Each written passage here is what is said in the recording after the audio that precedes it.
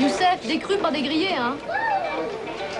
Excusez-moi, madame, je suis journaliste au Matin de Paris et je fais un reportage sur le 20e arrondissement. Alors, j'aimerais bien vous poser quelques questions. Ah bah ça, vous tombez bien, parce que le quartier, je le connais, j'y suis née, alors. Et mon père aussi. Et avec ça, madame Dupuis? Merci. Tu me donnes un demi-litre d'huile de palme. Très bien. Et dites-moi, c'est un cafetan que vous portez, là, hein? Ça? Je sais pas, non? C'est des robes qu'on trouve dans les boutiques du quartier, pourquoi? Tenez. Merci. Tu me dis combien je te dois? 46 francs 80. Merci. Et ça, c'est un tchador? Un tchador? Oh, le fichu, là? Toutes les femmes portent ça dans le quartier. Ah non, c'est pratique. Ça évite d'aller trop souvent au coiffeur. Tenez, madame. Merci. Salam alaikum. Wa alaykoum salam. Tfaddal, allez, le marhaba. Le mercredi, c'est le jour de mon poulet pili-pili. C'est une petite sauce à l'huile de palme avec des arachides pilés, du lait de coco, du gingembre, en fait. Où c'est qu'il est passé encore? Mohamed! Ah, il tient pas en place, ce gars. Mohamed! Ah, Ramena! Fissa! Fissa! Vous parlez l'arabe? Qui, moi? Ah, vous voulez dire ce que je crie aux gosses, là? Oh non, c'est de l'argot d'ici. C'est de l'arabe? Ben oui. Je savais pas. Mohamed, Igemena, Fissa! Fissa! Allez, avance! Votre fils s'appelle Mohamed? Non, il s'appelle Jean-Michel. C'est lui qui veut qu'on l'appelle Mohamed. Bonjour. Il dit que Jean-Michel, c'est ridicule. Qu'avec un nom pareil... Bonjour, madame. Qu'avec un nom pareil, tous ses copains se foutent de lui à l'école, tout ça. Remarquez, Jean-Michel, ça sonne bizarre, vous trouvez pas? Et puis Mohamed, c'est pas plus mal, hein, vu que mon mari s'est converti à l'islam. Ah bon? Votre mari s'est converti à l'islam? Bah oui. Il est chef d'équipe chez Talbot. Il lui arrivait que des histoires. Une fois, c'était un boulon qui lui tombait sur la tête. Une autre fois, on le poussait dans l'escalier. Bref, des trucs comme ça. Un jour, il me dit, Poupoune, faut s'adapter, je me fais musulman. Et ben moi, je trouve qu'il a eu raison.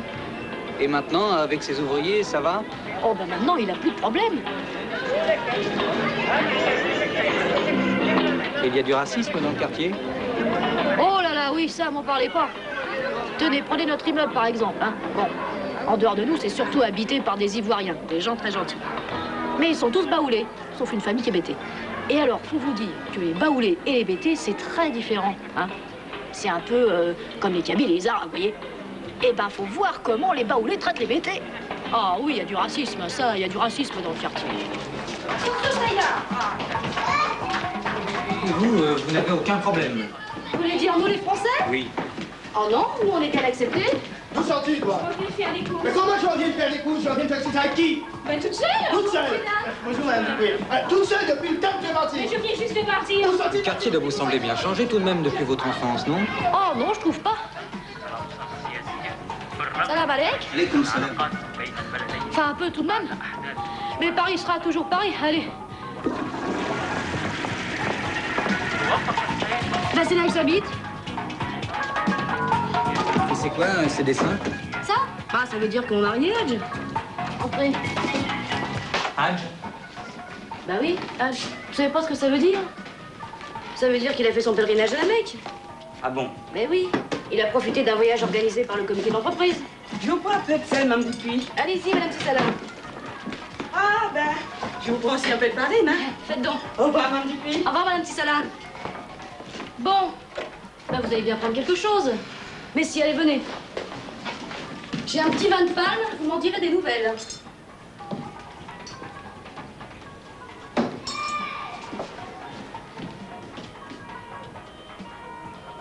C'est mon mari. Tenez.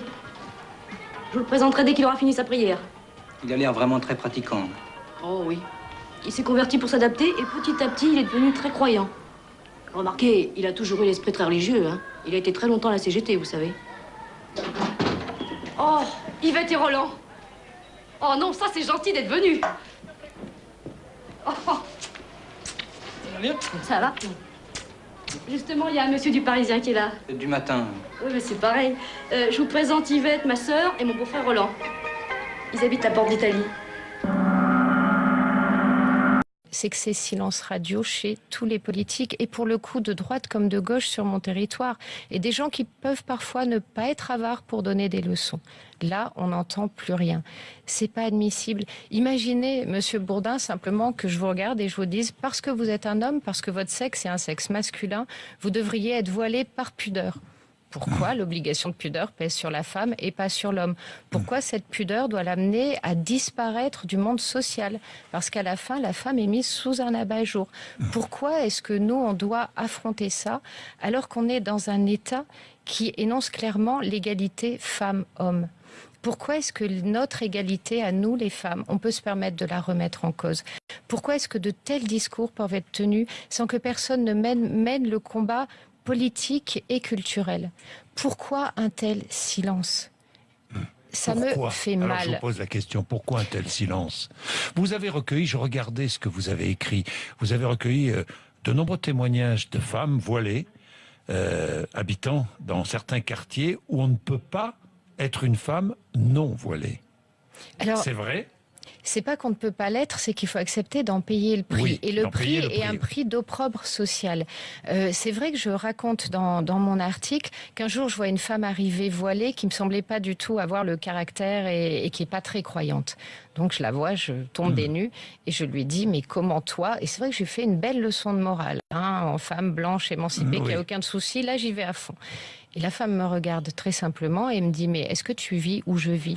Est-ce que tu habites dans les quartiers où j'habite? Et qui me dit, j'ai réussi à me débarrasser d'un mec qui ne valait rien pour avoir aujourd'hui 10 connards dans ma cage d'escalier qui passent leur temps à regarder où je vais, comment je m'habille, ce que je fais, etc.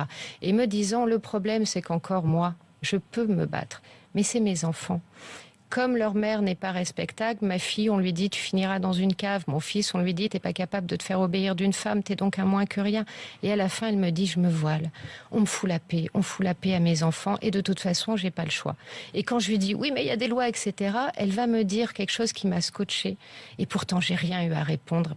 Parce qu'elle avait raison, ça a été de me dire, mais enfin Céline, les politiques, on les voit où? On les voit à la mosquée, on les voit à l'Aïd, on les voit avec qui? Bras dessus, bras dessous, souvent avec les pires représentants, avec ceux dont nous, on sait clairement quelles sont les pressions qui font peser sur nous. Donc, et me disant, et qui parle d'émancipation aujourd'hui? Quand il y a des islamistes qui s'expriment, qui se lève et dit non, ici, on n'a pas le droit d'agir comme ça? Qui? Je pense qu'aujourd'hui, pour les Français, et j'ai eu l'occasion de le dire dans les yeux à nos plus hauts responsables politiques, voter Front National, c'est une manière de renverser le système aussi, d'essayer de excusez-moi l'expression, de se débarrasser de ceux qui ont gouverné et qui ne veulent pas entendre une certaine forme de détresse qui s'exprime partout. En réalité, ce à quoi nous assistons, c'est que nous avons une classe politique qui est opportuniste. Donc, ils analysent, ils font du marketing politique. Ils analysent les segments de l'opinion publique comme des segments de marché, des vulgaires segments de marché, et ils se disent, là, c'est porteur. C'est pour ça que parfois, et régulièrement... Une mesure pour cette population-là. Exactement, et c'est ce que les Français récusent. Et je pense, pour ma part, que le vote du Front National aujourd'hui représente encore pour beaucoup de Français une carte démocratique. C'est aussi essentiellement un vote anti-immigré. On le sait, ça n'a pas changé pour ces élections. Non, c'est pas un vote Front National, c'est voter contre les immigrés. C'est pas un vote anti-immigré. Je pense que le dire, c'est encore une fois essayer de marginaliser les Français qui ont grandi ici et qui veulent tout simplement dire « nous voulons continuer à vivre avec justement ces valeurs universelles, ces valeurs humanistes » et le fait de nier leur identité. À chaque fois qu'ils s'expriment, d'ailleurs on le voit dans les enquêtes d'opinion, ils sont pour la laïcité, on leur dit « vous êtes anti-immigrés ». Ils sont pour le fait qu'on respecte ceci ou cela, leur école républicaine qui est aujourd'hui menacée, nous le savons.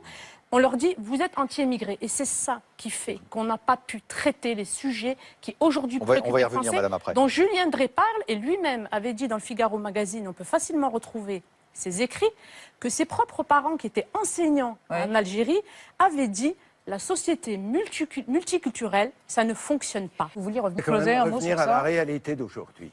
Nous avons des Français qui, aux 2 tiers ou aux 3 quarts, pensent qu'il y a trop d'immigrés en France, que l'islam n'est pas compatible avec la République, que la France, c'était mieux avant, que les chômeurs sont trop assistés, etc. Bon, Ça, c'est la réalité. Tout n'est pas majoritaire dans les propositions que vous avez... Dans les propositions, tout est majoritaire, et bien souvent, ça monte aux 3/4. Bon, et sur plusieurs enquêtes, il n'y a aucun doute là-dessus. Alors, la question très concrète qui se pose, est-ce qu'on change le peuple, ou est-ce que le peuple finira enfin par changer la classe dirigeante? Parce qu'enfin, ces idées, je ne suis pas d'accord avec vous. Ce ne sont pas des idéologues qui les ont mises dans la tête. Il faut cesser de fantasmer sur M. Renaud, Camus, Graphoman, qui ruine ses éditeurs et qui aurait lancé toutes ces idées dans la France. Qui a vendu 600 000 exemplaires. Et qui ne ruine pas ses éditeurs. Non, non, lui non. 600 000 exemplaires. Non, attendez, Éric Zemmour a vendu, quand, je suis placé pour le savoir, quand tout à coup un livre fait ça m'est arrivé, c'est pourquoi? C'est parce que ce qui est dit dans ce livre n'est pas dit dans les médias et répond aux interrogations. C'est là, c'est automatique. Donc, effectivement, quand vous voyez que les Français pensent cela, vous comprenez effectivement le succès du livre d'Éric Zemmour. Il ne s'agit pas de changer le peuple. De là. Un mot, Raphaël, et ensuite Nadia. Il ne s'agit pas de changer le peuple. Il s'agit de comprendre que la politique, c'est de se battre pour des idées et que les gens qui se battent... Non, il s'agit de reconnaître que si les Français ont ces idées en tête, ce n'est pas parce qu'il y a des gens qui sont venus les leur mettre dans la tête, c'est au contraire parce que ces sujets, on a cessé de parler de ces problèmes et eux ont été confrontés à des réalités. Dans ce cas-là, quand on ne parle pas de la réalité, on ouvre les vannes à la rumeur. François de la politique, c'est de se battre pour des Raphaël Glucksmann et après Nadia. Faire de la politique, c'est de se battre pour des idées, de faire en sorte que ces idées aient une majorité. Aujourd'hui, effectivement, les sondages donnent ces idées-là dominantes. Eh bien, si on considère que dans ce cas-là, il suffit de suivre les sondages pour faire une politique, la République est finie. Puisqu'il faut qu'il y ait un débat d'idées. Moi, ce que je reproche aux élites... Il y a eu un débat d'idées. Il n'y a pas eu de débat d'idées. Il y a eu un débat d'idées. Il n'y a pas eu de débat d'idées. C'est que la gauche a cessé de porter ces idées-là de cosmopolitisme, du fait que l'immigration peut... Vous dites à la peur du ridicule, le droit de l'homisme est devenu un gros mot. Le droit de l'homisme est devenu une insulte aujourd'hui. La gauche fait pire. La gauche est très bien placée pour le savoir, puisque j'ai suivi au Conseil d'intégration tout ce qui s'est fait pendant des années. Et c'est moi qui suis à l'origine d'avoir parlé du rapport Thuot, sur l'insertion qui viendrait remplacer l'intégration. L'insertion étant la simple cohabitation, on ne demande plus à apprendre le français, on peut parler les autres langues, alors que pour réussir, nous savons que pour aider les enfants, il faut leur apprendre la langue du pays où ils habitent, c'est quand même le b.a.-ba. Il y a eu les 5 rapports qui, à mon avis, ont coûté la place à Jean-Marc Ayrault, les 5 rapports qui ont persisté dans la même voie que le rapport Thuot, avec des choses invraisemblables sur la nation qui est complètement déconstruite. Donc la gauche, on fait l'objet d'autres mesures, ces rapports-là. On va juste s'arrêter une seconde. Malika Sorel, très bien. Alors, les vrais musulmans sont ceux qui se définissent eux-mêmes comme des musulmans. Et si, évidemment, tous les musulmans ne sont pas des terroristes, il faut que l'on dise que tous ceux qui ont commis des actes terroristes depuis le début de l'année étaient des musulmans. Continuer à dire « ce ne sont pas des musulmans, ce sont des criminels », comme si les deux n'étaient pas compatibles, c'est une façon de se voiler la face. Dans ce pays, nous en sommes arrivés à une situation où nous ne pouvons plus parler de l'islam sainement. Tout le monde se sent obligé de dire « attention, l'islam est une religion de paix et d'amour », comme si c'était la seule religion de paix et d'amour, comme si, d'ailleurs, si c'était le cas, nous devrions peut-être tous nous convertir, parce qu'on aurait trouvé la solution à la paix dans le monde. Je veux dire, l'islam est une religion qui a été écrite 15 siècles, qui est complètement archaïque, qui n'a pas vocation à régir la cité, et il est temps de sortir de ce discours d'essentialisme qui fait un hold-up sur toute une communauté. Moi, d'ailleurs, je ne sais pas ce que c'est que les musulmans. Ce n'est pas un bloc monolithique. Est-ce qu'on compte aussi des gens comme moi dans cette communauté-là? Je pense que c'est une façon d'éviter de dire ce qu'on disait il y a 20 ans, de dire les Arabes, en fait. Mais est-ce que vous dites qu'il y a une incompatibilité entre l'islam et la démocratie? Tout à fait, il y a une incompatibilité. On va vous répondre, regardez, en Tunisie, il y a une démocratie qui est malheureusement mise en difficulté justement par le terrorisme, mais qui se bat. En Turquie, il y a eu, même si aujourd'hui il y a un peu des dérapages, mais pendant longtemps, ça a été aussi une Atatürk. Eh bien, la Turquie, avec la France, sont les seules véritables laïcités constitutionnelles. La Turquie est un État laïque, et je pense que si on cite l'exemple turc, qui n'est d'ailleurs pas tout à fait une démocratie, je rappelle que c'est le pays au monde où il y a le plus de journalistes emprisonnés, etc., et qu'il y a aussi des procès pour des personnes, pour apostasie, par exemple le procès du musicien Fazil C, la Turquie est un cas à part. La Tunisie, en revanche, par exemple, je peux dire que les femmes tunisiennes, jusqu'ici, héritent la moitié de ce qu'héritent les hommes, parce que c'est une loi qui figure dans le Coran et qui est infranchissable. Il n'y a aucun pays qui applique l'islam, c'est-à-dire la Tunisie, par exemple, continue de dire, y compris dans sa nouvelle constitution, que l'islam est une religion d'État. Eh bien, à chaque fois, je ne connais pas un seul pays où il y a une religion d'État, surtout quand c'est l'islam qui soit compatible avec la démocratie. Vous aviez 13 ans en Iran quand vous avez commencé à vous battre pour ne pas porter le voile. Vous avez été emprisonné même pour ça. Quand vous croisez des femmes qui portent le voile et qui disent, on les entend, c'est mon choix, c'est ma liberté de le faire. Qu'est-ce que vous avez envie de leur dire? Alors, écoutez, j'ai écrit un essai qui devait sortir chez Gallimard. Finalement, ça va sortir chez Grasset. Donc, c'est un essai politique. Ça va sortir, on va en parler. Mais juste une chose, dire auquel je vais attirer l'attention de tout le monde sur un truc linguistique, sémantique. Sémantique. Dire quelque chose est mon choix, dire ce stylo est mon choix, ne dit pas ce que c'est ce putain de stylo. Qu'est-ce que c'est ça, ce stylo? Quelle est sa fonction? À quoi ça sert? Dire le voile est mon choix ne dit pas ce que c'est le voile. Donc, les islamistes ont piégé tout le monde parle le discours des islamistes. Alors, votre livre s'appelle « Les putes voilées n'iront jamais au paradis ». Vous écrivez l'assassinat de prostituées en Iran. Vous leur rendez une histoire à ces femmes-là parce qu'elles ont une réalité. Ce livre est tiré d'un fait divers.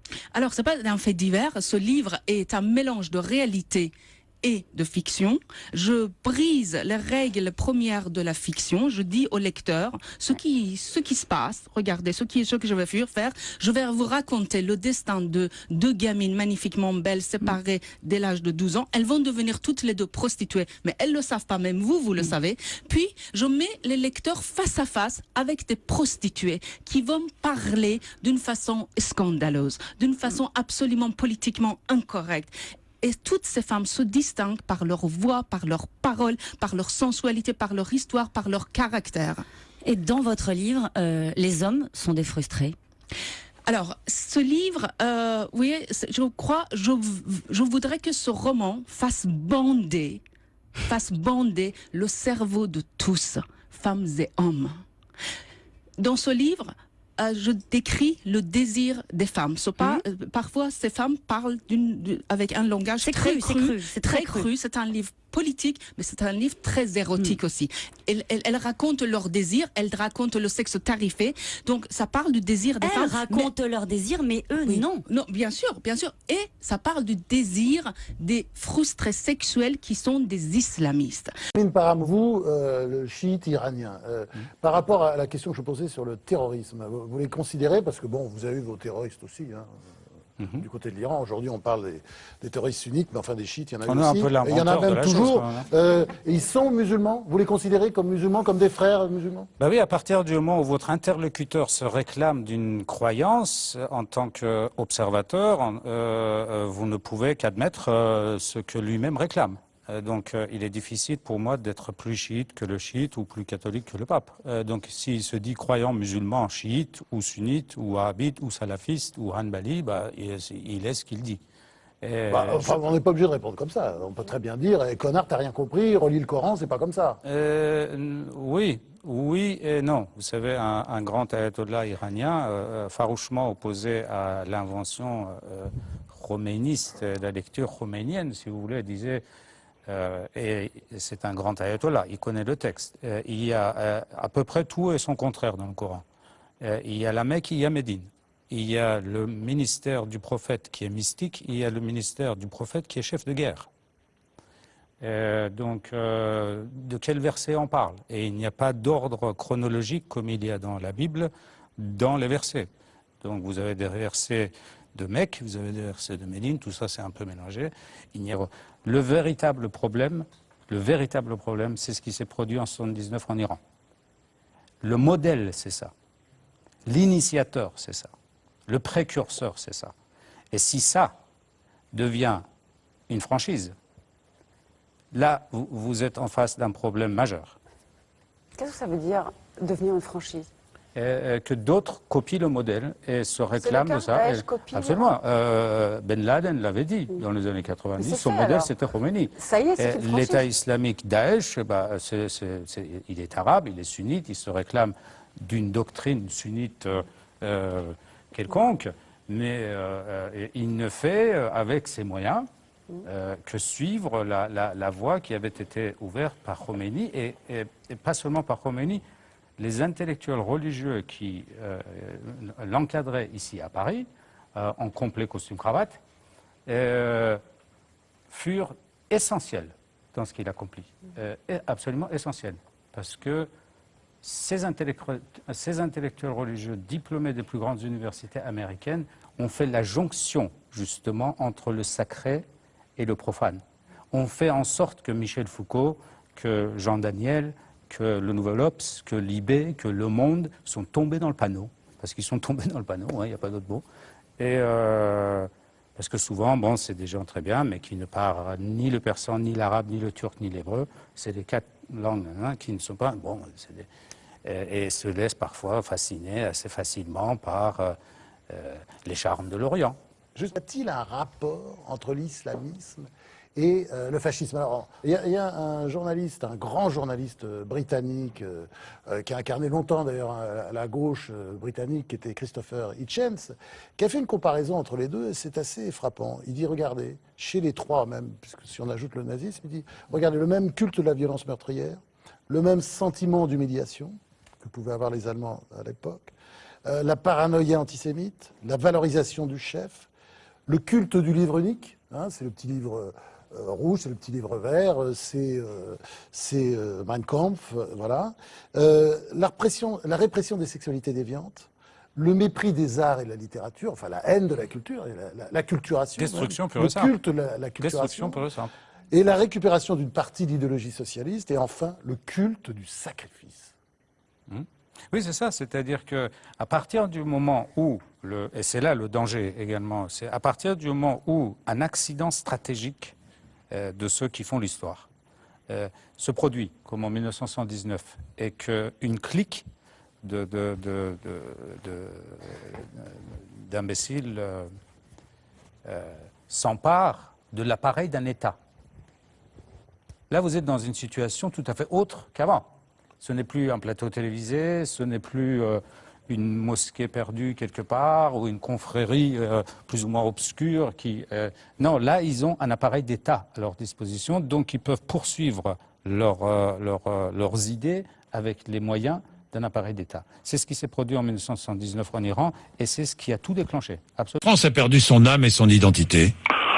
Écoutez, elle est en train, en tout cas, de perdre une partie. Elle n'a pas perdu la totalité. La France était une grande puissance. La France éternelle se réveillera. Je pense que de toute façon, tôt ou tard, de la nation jaillira une flamme que rien ni personne ne pourra arrêter. Oui, ça veut dire quoi? Ça veut dire que vous l'incitez à réagir, à se lever? Oui, je pense qu'aujourd'hui, la France se lever contre quoi? Contre l'immigration de peuplement et le remplacement, contre l'abandon. C'est ce que vous écrivez, hein, contre l'abandon de notre souveraineté. Ah oui, ça je pense. Je suis pas un partisan de l'Europe telle qu'elle est. J'étais, moi, comme un peu le général de Gaulle, pour une Europe des nations. Oui. Voilà, mais pas une Europe fédérale telle qu'elle a été construite autour de l'Union européenne. J'ai été quelqu'un qui, à l'époque, s'est opposé au traité de Maastricht. J'étais d'ailleurs à l'époque à Matignon. Et je pense qu'aujourd'hui, ça a été le début de doigt dans l'engrenage. L'Europe n'est pas cohérente, elle n'est pas unie, donc elle n'est pas capable de traiter les problèmes qui se posent à elle. Je pense qu'une Europe des nations aurait été beaucoup plus performante que celle qui est actuellement, avec des lacunes énormes. Et donc je pense que ça aussi, il faudra que des choses changent. Sinon, on va dans le mur, c'est sûr. Alors, vous écrivez, la France vit dans une insécurité grandissante, dans un enseignement scolaire orienté, un chômage massif, une paupérisation croissante. Qu'est-ce que vous dites encore? Vous dites que les médias sont à la solde du pouvoir. Vous dites que c'est la prééminence de la pensée unique, la désagrégation de la famille. Et vous écrivez bien, immigration de peuplement. Nous vivons une immigration de peuplement et de remplacement. Vous croyez à la théorie du remplacement? vous savez, les mots ont un sens, certes. Il faut, bon, quand on est le remplacement, dans l'absolu, il y a dans le genre, ça peut être un début, ça peut être quelque chose qui est réalisé en totalité. On en est très loin. C'est une évidence. Le risque est quand même que la France, qui est, à mon avis, un petit peu quand même le phare du monde occidental. C'est le pays sur lequel, je pense, tout ce qui peut se réaliser a des répercussions énormes sur l'ensemble du monde occidental. Et il est certain que, notamment, les attentats le montrent, la France est la cible numéro 1, car elle est un peu le pivot, elle est la clé de voûte de ce monde occidental ancien qui est en train de disparaître. Et la chute de la France dans ce monde-là entraînerait certainement beaucoup de répercussions sur l'ensemble du monde occidental, y compris jusqu'aux États-Unis, le Canada et autres. Et je vais vous dire quelque chose que peu de gens savent. Quand il y a eu à Calais les affrontements et que le général Picmal est arrivé en disant « mais c'est pas normal », etc., il y avait un commissaire de police qui a demandé à ses troupes d'aller l'arrêter. Savez-vous ce qui s'est passé? Ni les gendarmes, ni les policiers n'ont voulu arrêter cet homme. Le gendarme a dit, un général de la Légion, allez vous faire voir, aucun de mes hommes ne bougera. Il y a eu cet incroyable refus d'obéissance. Plus personne n'obéit à M. Hollande dans ce pays-là. Qu'est-ce qui se passera le jour où... Et là, on ne sait pas, parce que vous avez vu, Mera, 7 morts, Charlie Hebdo, 18, après ça, 130, prenez la courbe. C'est ce que techniquement on appelle une courbe exponentielle. La prochaine fois, il est possible que ce soit 583 morts ou 827. Donc à partir du moment où ça se passe, je pense que le peuple français, qui est autour des grandes villes un peu mélangées comme ça, mais qui en dehors de ça, dans la zone périurbaine et dans la campagne, a gardé parfois sa rudesse des origines. Souvenez-vous de ce que sont les grèves paysannes, des fois, ou les blocages des paysans, c'est très violent. Il est possible que là, il y ait des dérapages. Il est possible que les gens ne supportent plus d'avoir des barbus en djellaba qui leur donnent des leçons sur la manière de vivre dans leur propre pays. C'est ça qu'ils craignent. Alors naturellement, c'est quelque chose d'affreux. Rien n'est plus grave qu'une guerre civile dans un pays, mais l'exaspération de la population, en grande partie du fait de l'incompétence des gens qui gouvernent nos instances de sécurité, devient telle que c'est quelque chose que j'aurais écarté en riant il y a encore 1 ou 2 ans. Alors